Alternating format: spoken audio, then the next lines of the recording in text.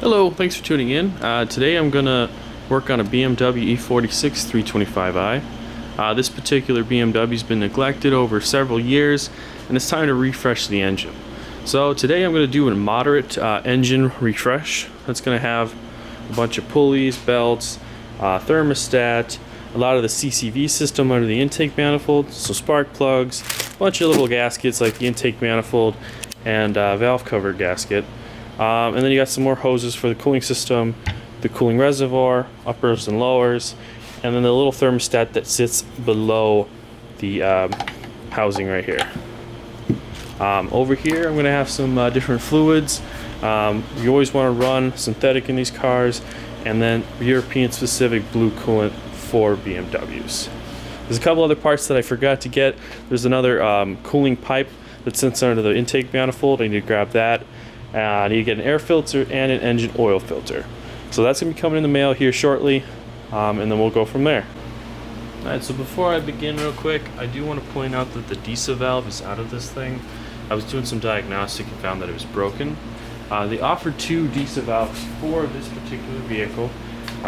One was for the 3 liter and the one for the 2.5. The 3 liter is slightly bigger than the 2.5, so you do want to make sure when you purchase a new one that you get the correct one. This will not fit that car, the 2.5 on this vehicle, and vice versa. This will not do its job on the 3 liter intake manifold.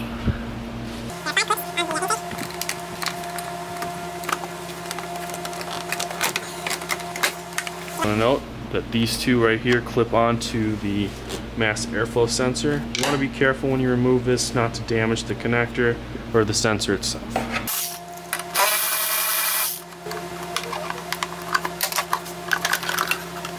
There we go. Be careful about this spot here. This easily breaks. Pull it up and out like this.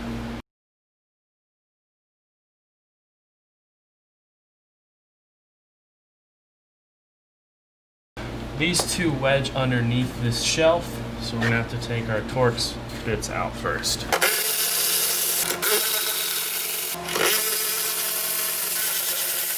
End up pulling this back in like this, and it should pop right up.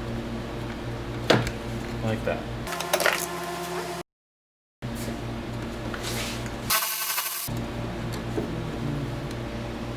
Covers off the engine. There's 10 millimeters right here, right here, right here, and right here. It's out. They're not too difficult. They just hold like that, the two plastics. Be gentle on them because they tend to break.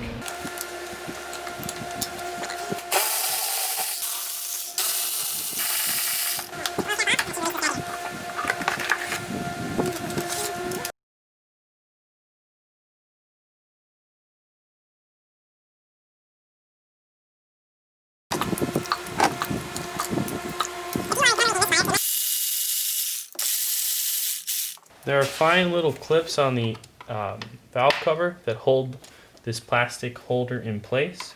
Just want to slightly pry those with a screwdriver. The next part of the vehicle I'm going to start working on is pulling this intake shroud off, and then from there I can release the fan shroud, the fan itself, and then all the cooling stuff.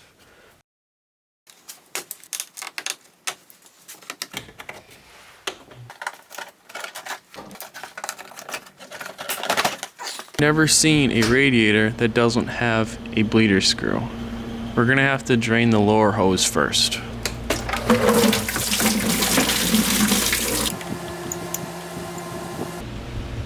Removing the bleeder screw will hopefully let the system drain some more, so I get everything I can out of that radiator.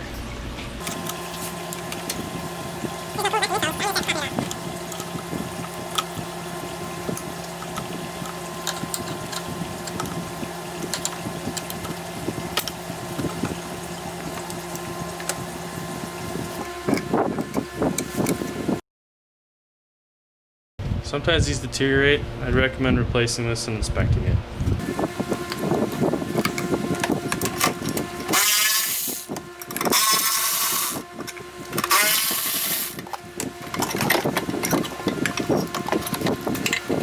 You have 3 mounting points, all 10 millimeters.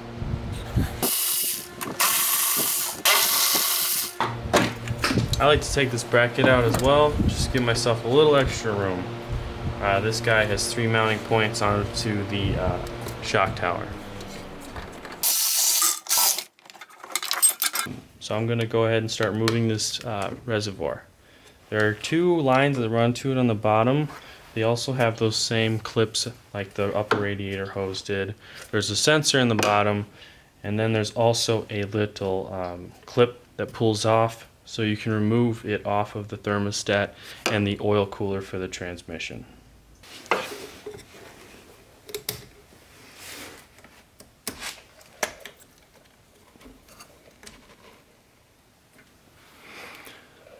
This is the level sensor.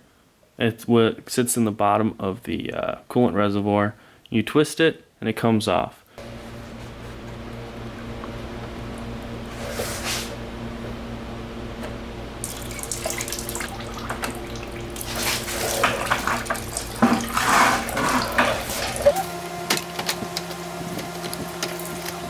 There you go.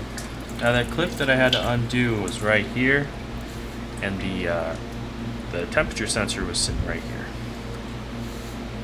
It's difficult to see, but right there is a plastic thermostat. That sits in the adapter for the transmission oil cooler. You end up having to pull that with a needle nose. Most of the time they break.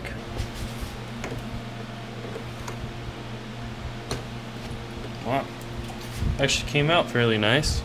Unfortunately, that right there is broken, so we will probably pitch this one. We'll take the clutch and fan off together. I will end up loosening that so that this can come with the shroud together. This part of the job will require a special tool. This holds the water pump bolts, and this will actually turn it. It's going to be reverse thread.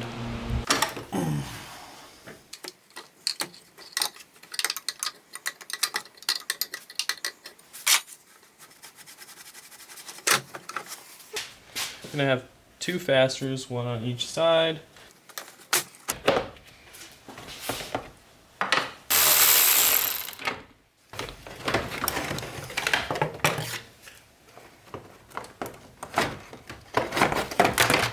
I like to take a 16 on a smaller breaker bar, and then I just take the tension off the belt, slide the belt off the idlers. Now we're good to go.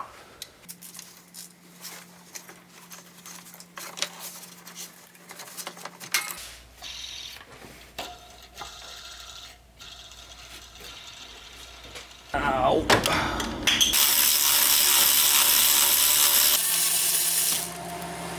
There's going to be 2 13mm bolts.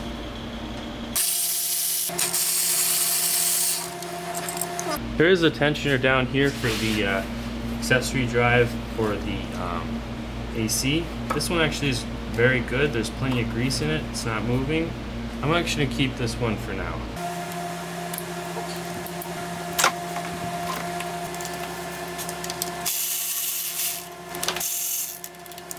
I'm also going to have to loosen this banjo bolt for the Vanos. In an ideal situation, you would replace the washers.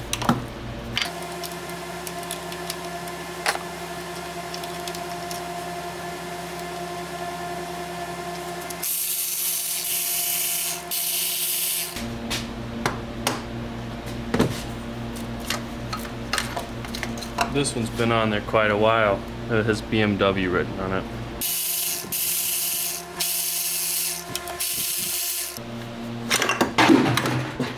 There's going to be 4 more 10mm on this water pump, and then this should be coming right out.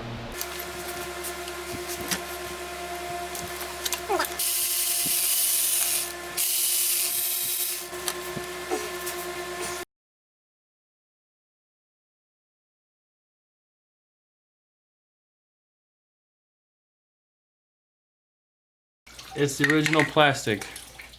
Definitely glad we're replacing this.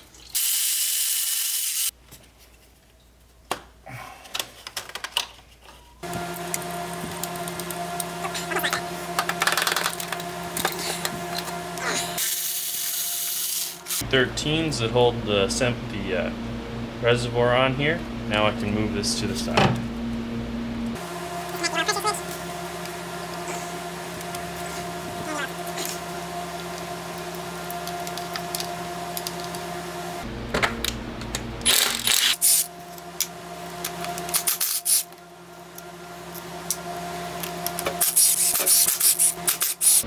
These are going to be the top two, the longest ones.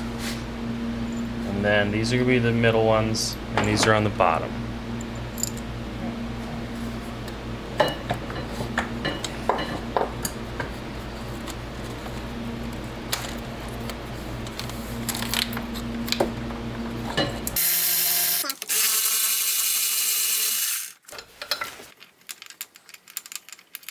Alright, and now she should come right out.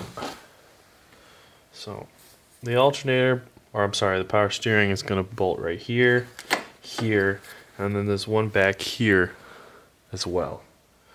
Alright, so we have a pretty good view of the rest of the engine now. With that housing off, you can start to see all the pipes that go underneath the intake.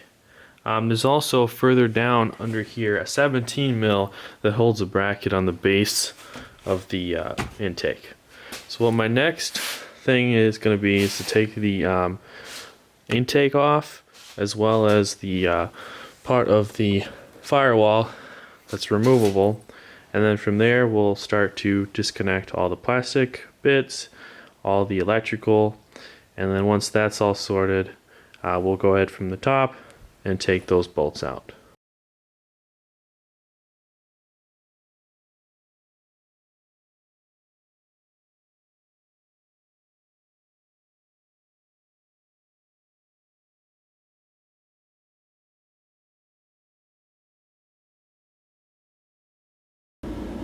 As I mentioned before, this disvalve has already been removed.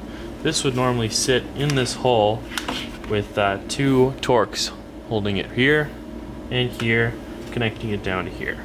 You simply remove the connector, take those Torx, and it comes out like this.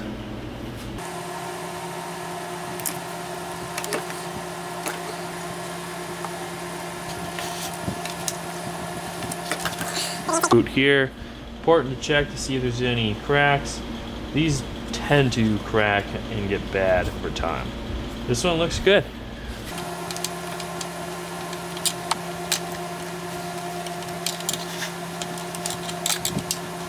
Yeah, this part that connects to the idle air control valve, and then this one goes to the actual throttle body. It's kind of difficult to see until you have it off. That's the idle air control, that's the throttle body.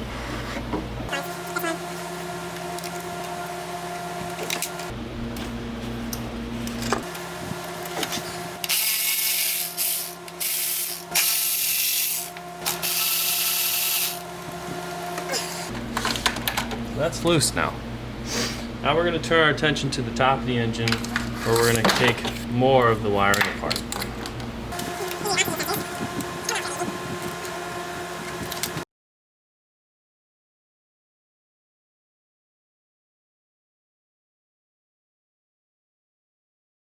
Now this is one of my least favorite parts of the job. You have to nicely take the clip off the fuel injector rail.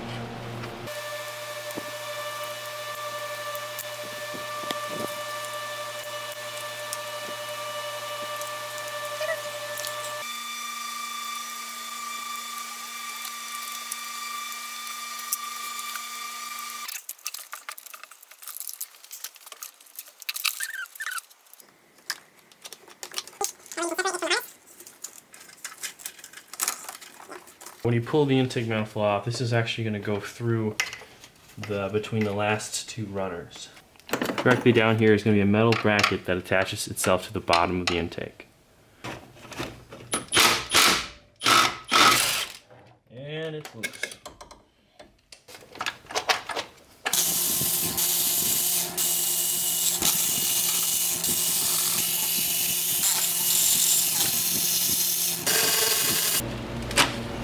There we go.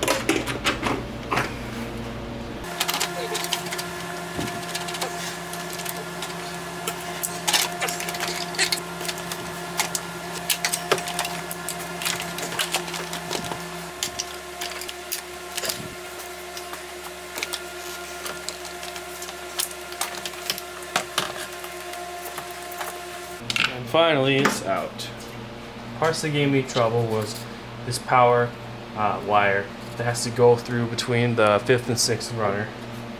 The fuel line, you disconnect it, and there's also a clip holding it around. There will be a zip tie holding this onto the intake manifold. This is the CCV drain to the dipstick.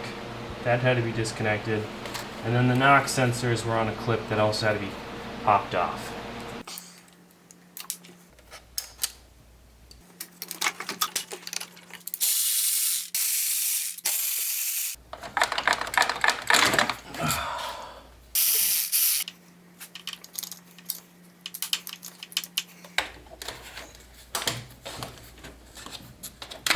Ow!